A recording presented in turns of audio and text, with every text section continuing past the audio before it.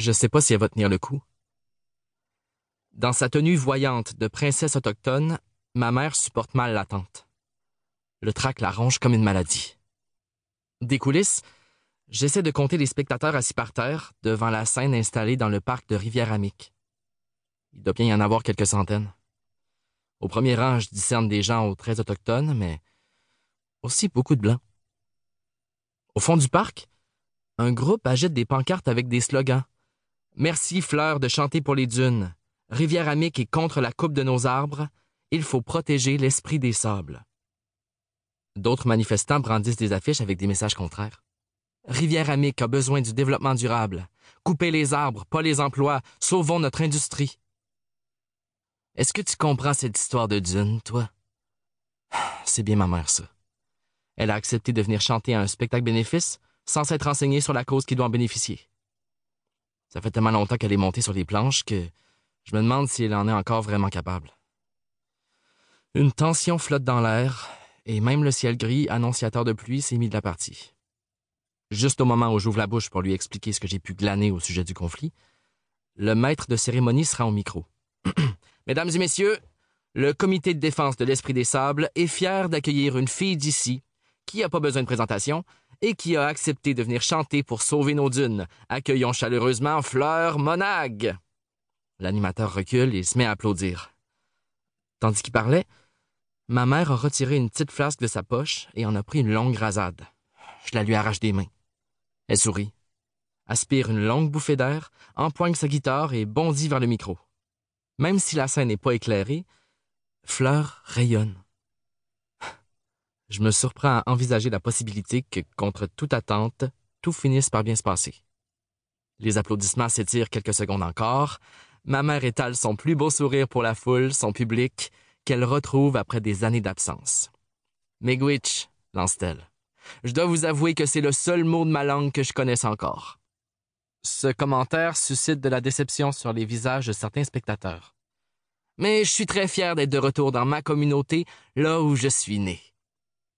Au premier rang, je remarque une aînée qui tient une plume de faucon pèlerin, et à ses côtés, une jolie fille qui doit avoir environ 17 ans, comme moi. Toutes deux fixent ma mère, comme des dévotes en train de déterminer si l'apparition devant elle incarne une sainte ou une brebis égarée. Les mains de ma mère caressent sa guitare. Angoissé, je murmure « Parle pas, maman, chante ».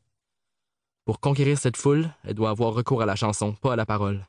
Si elle babille, elle s'embourbera. Ses textes ont toujours été beaucoup plus éloquents que ses discours. Peut-être qu'elle m'a entendu, car sans rien dire de plus, elle entame sa composition la plus connue, celle qui tournait à la radio, quand j'avais 5 ans.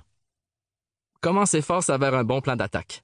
Quand elle arrive au refrain, le public séduit chante avec elle. J'avais oublié la qualité divine de sa voix, adorée par des milliers d'amateurs. La fille et l'aînée du premier rang, les yeux fermés, vibrent d'extase. La dernière note de la guitare de Fleur résonne dans l'air. Tout de suite après, le tumulte des applaudissements fait trembler la terre. L'énergie et l'amour de la foule embrasent ma mère qui répète Miigwech à quelques reprises. Elle enchaîne avec un air un peu plus rythmé.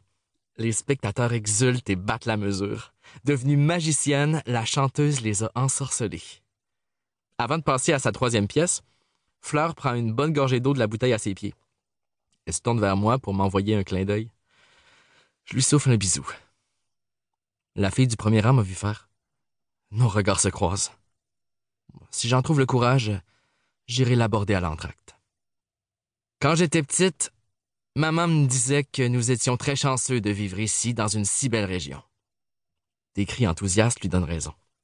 La prochaine chanson, La rivière, j'aimerais la dédier à mes parents. Elle est quand même une bête de scène rusée, ma mère.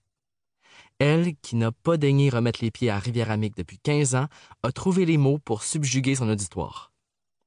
Quoique, ce public qui accueille la fille prodigue était sans doute gagné d'avance.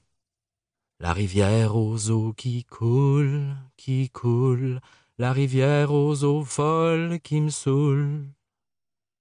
Elle entame le deuxième couplet avec force et entrain, quand une voix rauque s'élève au fond du parc. C'est pas des paroles de chansons qui vont nous faire vivre. Après son concert, elle va partir et nous, on sera toujours là, pris avec nos problèmes.